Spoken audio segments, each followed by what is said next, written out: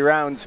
On the left-hand side, you see Oliver Tomaijko. On the right-hand side, Dominic Harvey. It's Dredge versus Borio's Vengeance, the classic matchup here in Modern that we've seen so many times. So 2 graveyard decks. Dredge, very well known for its virtual turn 2 and turn 3 kills, where you put so much power on the battlefield, you're threatening a lethal conflagrate next turn. You have creeping chills to pad your life total. Generally very good against a lot of the fair decks in Modern because there aren't a lot of decks that literally kill you. They generally kill you over 3 or 4 turns. Right. Borio's Vengeance, one of the decks that doesn't really care about the virtual kills. Yeah, because they'll actually kill you. Yeah, and it's mostly a turn 3 combo deck. So I would think that Dom is a big favorite in this matchup, but we'll see because this is not a deck that we get to see a lot. Right. Yeah, instinctually I do believe Dom to be the favorite here. Just spending turn 2 playing a Pentad Prism. Had the play here too, a very important feature of this matchup. Oliver just doing some very fair looking dredging. I think Oliver knows what he's up against right now. After the Pentad Prism, probably. Okay. Oliver going to play fetch land, bring back that Bloodghast. Goes and finds the land. Borio's Vengeance. It's fixed. Perfect. Also, I know we're not supposed to play favorites here on the SCG Tour, but how do you not love Dom Harvey? In the thick of it, basically from the beginning of the Players race, the Players Championship race, despite that, never abandoned his playstyle. Always looking to do these goofy combo decks, these things that he finds broken that just aren't that prevalent in the format, but Dom finds a way to win with them. Of course, burst on the scene playing Through the Breach Amulet Titan. Wayward Swordtooth. Wayward Swordtooth. Coalition Relic. Yeah, I think Dom very widely credited with bringing Coalition Relic to the archetype. Oh my. This hand from Dom Harvey. What does he have here going into his turn 3? We're going to make 5 mana, excuse me. It's Through the Breach. It's Emrakul. Is that any good? Well. It's pretty good, right? Generally, when you blow up all of your opponent's permanents and you put them down to 4 life, right. That's great. Decent. Dredge can actually get out of this. We'll see if they do. As silly as it is. We'll see. Here's a Dredge of Life from the Loam. Got to find Creeping Chill. A little bit of damage headed Dom's way. Thankfully, Oliver was able to Life from the Loam back 2 lands last turn. So that's going to be big here. Yeah, he's going to be able to make his land drops and everything. And this is kind of what the Vengeance deck does. You have turns where you can kill them outright with Gristlebrand, but a lot of the time it's Emrakul blowing up all of their permanents, softening up their life total, and that gives you enough time to kind of reassemble your combo. Oliver is going to have the land to bring back Bloodghast, which brings back the prized Amalgams. Turn heads back to Dom. Dom with another Through the Breach in hand. Borio's Vengeance in hand. Does he have a way to actually do something, though? Well, he's got another Emrakul, and he's drawing very live, right? Because any sort of discard outlet, any mana land source. Yep. Well, here come the beats from those Dredge creatures. Dom gonna fall to 8. Only 1 turn left, really, for Dom. Yeah. Not going to affect the battlefield. He basically needs to win the game on his next turn. Kind of the perfect setup from Oliver, having Bloodghast and the 2 Amalgams. Oh, yeah. Here's another Life from the Loam cast. Get some backup lands. Do a little discard in here. Passes the turn back to Dom. What's the draw? It's another Through the Breach. Oof. A brick from Dom Harvey, and Oliver's going to steal that one. Got a little bit lucky there. Do you want to call him lucky in that instance? Well, I could do the math here. 4 Faithless Looting, 3 Cathartic Reunion, 3 Collective Brutality, 4 Simian Spirit Guide. Blackleaf Cliffs, not an out, but 1 Gemstone Cavern, 2 Blood Crypt, 3 Swamp, 2 Mountain, 4 Bloodstained Mire, 2 Delta, 1 Scalding Tarn, minus the 3 lands that he already had on the battlefield. So right. it's like half the deck almost. A lot of outs there for Dom. Didn't find one, though. And we're headed to game 2 with Oliver Tomaijko up a game. We'll have sideboards up on your screen in a moment. We'll read them for you now. Jerry, why don't you hit us with Oliver's sideboard there?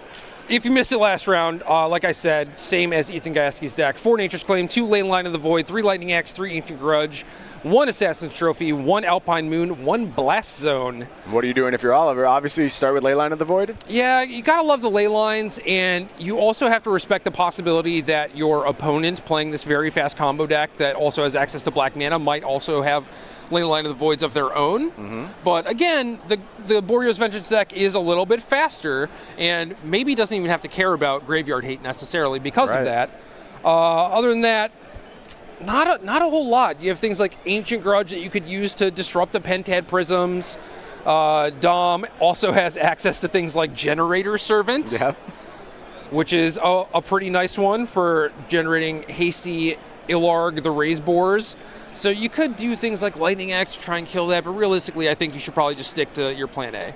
Makes a lot of sense to me. Meanwhile, over on Dom's side, we are looking at 2 Lightning Axe, 3 Abrade, 2 Anger of the Gods, 1 Blood Moon, 3 Chalice of the Void, 3 Thoughtseize, and 1 Terastodon.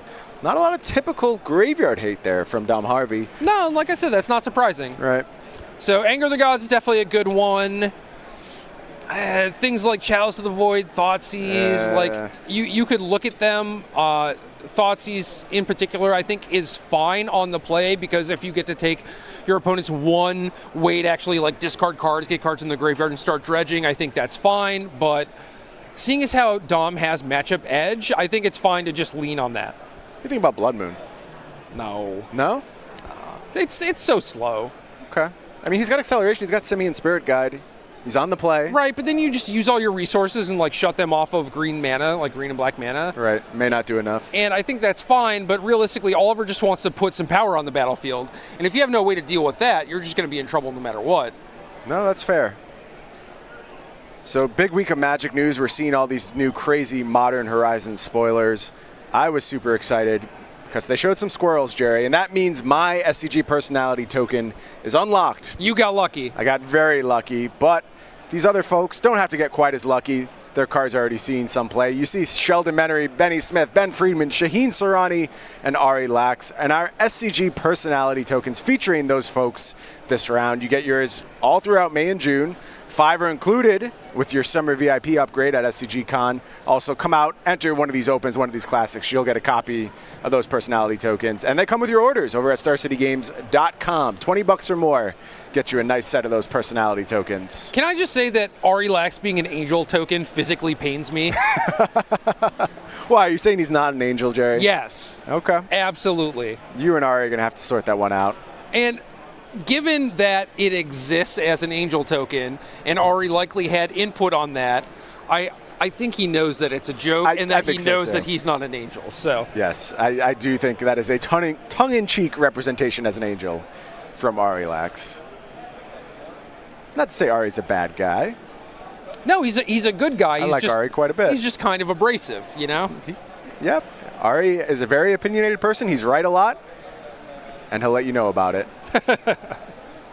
It's important, though. Important thing in Magic to have people who express their ideas without fear and are willing to be wrong, too. That's part of the game. You got to put yourself out there. Sometimes Ari's certainly willing to do so. Dom with a nice little start here. Copy of Faithless Looting, discarding 2 Raise Bores. So he'll be ready to go and get the Boreo's Vengeance rolling if he has a copy of the namesake card. Boreo's? That's not the namesake card. Close card. enough, Jerry. You know what I'm talking about. Goryo's Vengeance. Goryo's Vengeance. Targeting the Raise Bore. Raise Bore would get to attack, put in some giant creature from your hand. Who knows? Maybe Emrakul. Maybe something even as big as a Generator Servant. Hopefully better than that. Dom does have the Goryo's Vengeance. Here comes the Raise Bore. He's bringing Emrakul to the party, and that's going to do it. Game over. No Annihilator trigger, though. I think Dom is okay with that. I think he's okay not getting the Annihilation. It's not even good. Look at Dom's face. He's like, yep, another day at the office. That's what I came here for. The turn 2 kill from Boreo's Vengeance. Basically nothing Tomaijko could have done there besides open on Leyline. I love how Oliver is just like, yeah, this is a thing. This happens. Not phased whatsoever. I mean, what can you do? This is part of Modern. These decks exist. They're pretty inconsistent. I'm sure Oliver has done this sort of stuff to plenty of opponents, where his opponents are just like, I couldn't have done anything. Right. I couldn't interact with your graveyard. Right. You had all these sticky threats. I got conflagrated for 10. And it's just part of doing business in Modern sometimes. Yep. It feels different coming from the Dredge deck. You might get an extra turn or two. Right. But it's ostensibly the same thing. you don't feel as completely hopeless. Right. So like, oh, Lightning Bolt, your prized amalgam, maybe play a Snapcaster Mage, block a Bloodghast, whatever. You eventually lose, obviously. Dom with basically just the stones there. I mean, he theoretically can win on turn 1, but that's pretty close right there. Turn 2 isn't bad. Yeah, he'll take it. Dom loves these type of decks in Modern. He wants those turn 2 kills. He likes having access to him. Can't blame him. Yeah, when the raise board got previewed, it's like, oh, what is the biggest, baddest thing we can put onto the battlefield with this? Obviously, it's Emrakul. Always Emrakul. But then you look at how the Goryo's Vengeance decks were constructed before, and it's like, where does raise board fit in here? Exactly, and I think, the fine people of Magic Online have found a pretty good shell. They've been doing pretty well, putting up some 5-0s, found cards like Generator Servant, where it's Big like, get. ew, forgot that one existed. Yep. And it changes the dynamic of the deck, where now you're playing this 2-mana, 2/1 creature that people have to interact with, otherwise they just risk losing on the spot. Right. Yeah, deck used to be super soft to the combination of counter magic plus graveyard hate. Basically could never win. I think you have a chance now with the board. Still tough. I'm not going to say it's an easy matchup, but you've got a chance. Oh, Dom even has the 1 copy of Gemstone Caverns to facilitate more crazy turn 1 kills. Yep. Dom loves that too. Just like, how can I eke a little bit more edge out of this? Yeah, absolutely. His style. It's like starting with Simian Spirit Guide, Cathartic Reunion. 2 Cathartic Reunions, a Through the Breach, 3 lands. You can craft something out of that hand. Oh, he's got Gristlebrand as well. It's a big get. Yeah, so hand can go a lot of places for Dom. You could try and build up for Through the Breach, or you could just pitch the Gristlebrand and try and find a Goryo's Vengeance. Probably just depends on what his first couple draw steps are. And then on Tomaijko's side, 2 lands, has a Cathartic Reunion and a Dredger, but Oliver just thinking about, maybe this isn't good enough. Yeah, Like, what do you think about that hand? Would you keep? Yes, I think so. You can make the argument for mulliganing for specifically a 1-mana Dredger. Right. But I think Cathartic Reunion is your most explosive card. Ooh. Thoughtseize from Dominic Harvey. That was a big draw. And that is going to take Oliver's discard outlet. Whew. Couldn't ask for a better card off the top from Dominic Harvey. No, absolutely not. I think before his hand was like a little sketch just because he didn't know which side of the combo he wanted to lean on. Right. And Thoughtseize just means that he has all the time in the world now, and this is exactly the type of thing that Oliver did not want to see. Yeah, let's see if Oliver can rebuild. Gonna need some help off the top of the deck. What's the draw? It's a mountain. Not great. And this is basically the only natural draw I think that Oliver is going to get, because he's going to cast Life from the Loam this turn. Right. And then probably just has to start dredging over the next few turns and hope that his dredges are actually just pure gasoline. Yeah, the whole process looks a lot slower without Cathartic Reunion in the mix. There is Life from the Loam. Get back a couple lands from the bin. Passes the turn back to Dom Harvey. Dom takes a draw. So no matter what, Dom is going to be firing off a Cathartic Reunion this turn, I think. Just depends on whether or not he's interested in discarding the Gristlebrand or not. He agrees. It's Cathartic Reunion time. Is not going to discard the Gristlebrand. Kind of makes sense. You can find redundant discard outlets. He did draw the Goryo's Vengeance and didn't find a redundant discard outlet. So maybe a little punished. No way of knowing, though. It was definitely a judgment call. Dom did the math. Quite likely. And I think Through the Breach is probably a safer option anyway, just given how crippled Oliver is, not having that Cathartic Reunion. Right. Yeah, you want to take the low fail state play right there. Much safer option for Dom. Oliver is going to bring back a Bloodghast here. Get a clock onto the battlefield. Going to cast Life from the Loam again. A couple more lands enter the hand. Just doing that slow, natural dredging. That's not going to change unless a Faithless Looting is hit. Didn't catch the draw there from Dom. Another Gristlebrand. More fatties, more Through the Breaches. Yeah, this has gone wrong in a hurry for Dom. Here's another dredge. It finds Bloodghast, Narcomoeba, Creeping Chill. Those are 3 cards. Yeah, those are good ones. Like you pointed out, Faithless Looting I think would be the best card to hit for Oliver because you could potentially use it to turbocharge your dredges and effectively look at a bunch of different cards, whereas he's just kind of relegated to hard casting a Golgari Thug this turn, maybe a Creeping Chill. Yeah, he's got a clock working though, and I think Dom is getting to the place where he really needs to find something in this next turn or he's going to be behind the 8 ball. He takes a draw.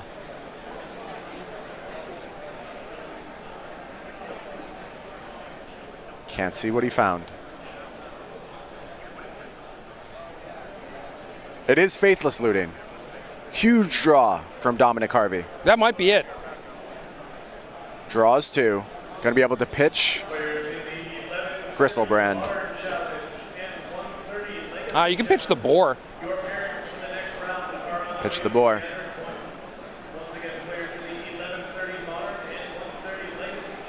Is there any way that goes wrong?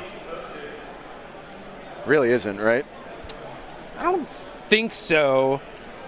If Oliver has something like Assassin's Trophy, you could kill Raise Boar before combat, but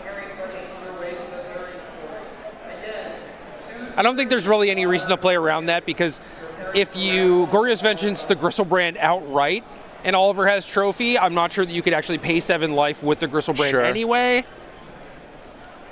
That makes sense. And Dom's in kind of a tight spot because he's facing down enough damage and the threat of Creeping Chill. He is going to pitch the Gristlebrand here. Okay. One of the things you see this deck do on occasion when they're in a situation like this is just Goryo's Vengeance during combat on your opponent's turn, block a creature, get the extra 7 life buffer. Yep. Gonna play a land here. Passes the turn. Back to Oliver.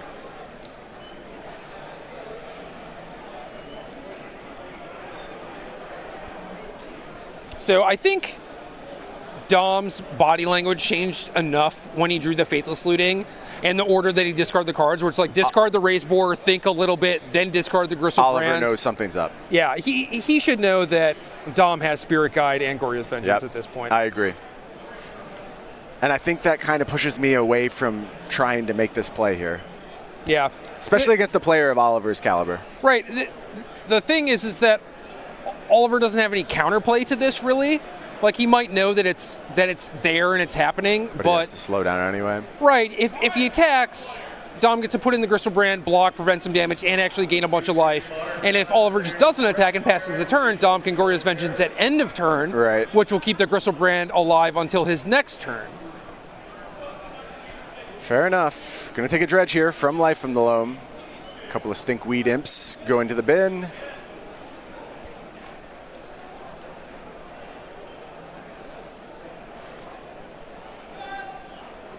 What does Oliver want to do here? Feels like he's in an impossible spot right now. Ooh, no, I like this. What's he got? Well, he's got a Dark Blast, and all of his creatures are X1s. Okay. So wipe your creatures after the block is made, prevent the life gain.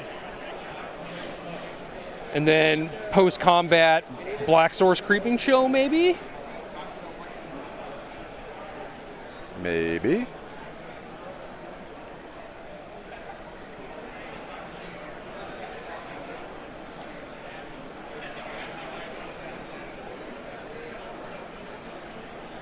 So here's an attack from Thug and 2 gas. He's going to leave Narcomoeba back on blocking duty.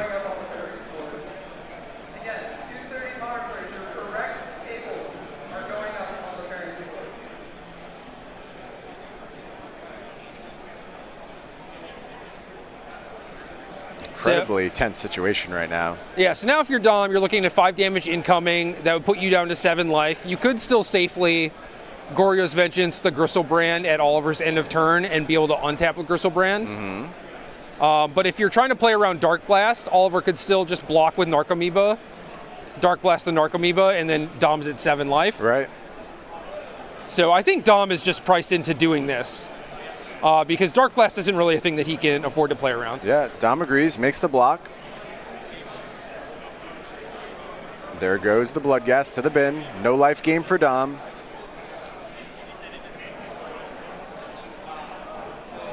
So 3 damage down to 9. Oliver has potentially a follow-up Creeping Chill. Hard cast, the best way. Yeah, he's going to go ahead and shock here. That's going to be the play, I think. Blood Gas comes back. And here comes Creeping Chill. Dom's going to fall to 6. And that's going to do it for the Griselbrand.